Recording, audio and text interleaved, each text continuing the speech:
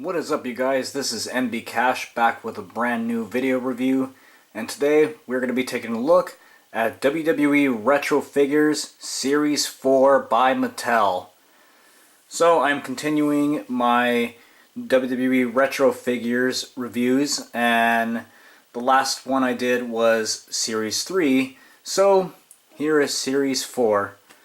Now, with this series, it's very interesting because we have Sami Zayn, which introduces a brand new gimmick, and I'll explain that a little later. But first off, I want to go ahead and bring this up. These figures I picked up at Target, with the exception of Finn Balor. Finn Balor was a Christmas gift from my brother. The others I picked up at Target, and as you can see, we got Finn Balor, Sami Zayn, Ric Flair, and another Kevin Owens. Boy, that Kevin Owens was very disappointing, and when we get to him, I'll explain why. But let's go ahead and go through the figures individually, and I'll start off with the first that I got in the series. So I'll put these guys over to the side, and that is Finn Balor. So, like I said, Finn Balor was a Christmas gift from my brother. I am a Finn Balor fan. I'm really impressed with his in-ring talent. And as you can see, he is sporting the demon paint on his face and on his chest. So it's very cool. It is the Demon Finn Balor. And it is a jumper figure. But here's the interesting thing about this jumper. Unlike the previous ones, gone away is the little tab that you push on the back. Instead, you pull up his arm to release the jumping action. Let's see if I can get it to work here. I have issues with this one. Let me try that again. Yeah, I am not a big fan of this new jumping mechanism. I think it works a lot better when you have the tab to push on. I just can't seem to get this one to work. But as far as the figure itself goes, he's got the paint on the face and the chest. Unfortunately, there's nothing on the back. That would have been nice if they would have included the back paint. His arms are painted black, so they can be like those arm sleeves that he wears in his gear. And then he's got black tights or trunks along with some black boots and knee pads. So it's cool that we have a Finn Balor, but again, I just don't like the new jumping feature. I just don't like the way it works. I don't think it is all that reliable. So if they would have stuck with the tab that you push, it would have worked a lot better. Next is Sami Zayn. Now, like I said at the beginning of this video, this Sami Zayn figure incorporates the new kick feature. To do that, all you have to do is pull his right leg back and then release. This is really cool because along with this new kick feature, we also have some leg articulation. None of the old Hasbro figures from back in the early 90s have leg articulation. Normally it was usually waist articulation and arm articulation depending on the gimmick. If the gimmick was something that involved the arms, such as the gorilla press slam or an elbow drop, then there really isn't a whole lot you can do. But with this one, it's all in the legs, so there's some arm articulation as well as head. But it's really cool that we have leg articulation with this figure because, you know, again, the Hasbro figures didn't really have that. The legs were just one whole piece for the most part. So it's really cool.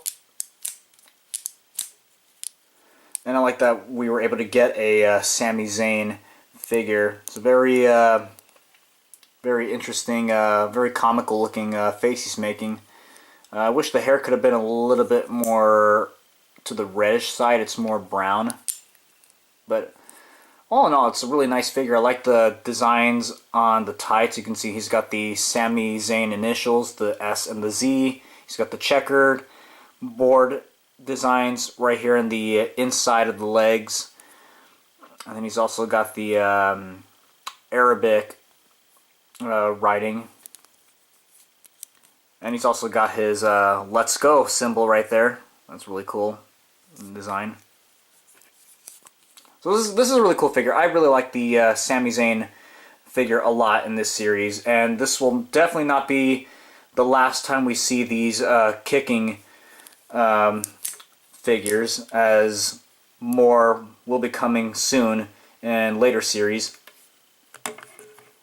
Moving on to the next one, we have ourselves a legend, the Nature Boy, Ric Flair. Now, Flair did have a Hasbro figure made back in the day. He had the old Rick Rude motion where it was a headlock. One arm was fixed in a headlock position and the other one was a punch, so you would pull his arm back and he would punch the other guy's head. So basically it would be kind of like this. I'll just use this as an example. It was basically like this, and then you would pull this arm back and he would punch the other figure's head while he's holding him in a headlock position. So it was the old Rick Rude feature.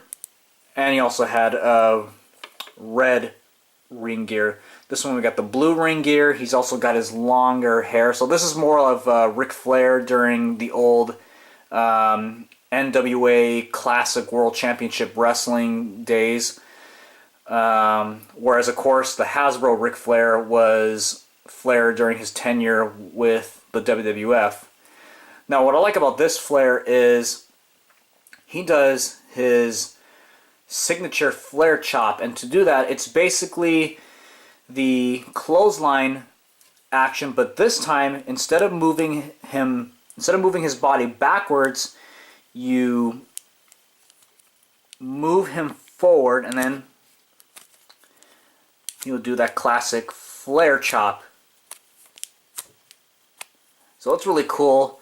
I like that we get to have a new Flair figure that does his signature chops. As you can see, he's got the blue tights with his initials right there on the side. And then he's got darker blue boots and knee pads. It's a very, very good likeness of the Nature Boy. Let's see if we can focus a little bit more better here. And that face he's making.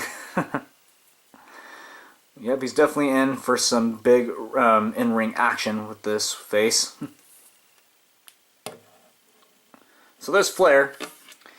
Last but not least, my least favorite figure in this one, and that is Kevin Owens. So this is the second Kevin Owens figure in the entire Mattel Retro Figures line. The first one we saw with Series 1. Now apparently Kevin Owens was a last-minute replacement for Enzo Amore. Enzo Amore was supposed to be in this series, but we all know what happened. He was accused of sexual assault and rape, which led to first a suspension and then firing from the company. So as a last-minute replacement, they decided to bring in a Kevin Owens figure, and it's exactly the same figure from Series 1. The only difference is the hair is slightly darker and different logo on the shirt. And let me bring in my Series 1 Kevin Owens. So let me push this to the side over here.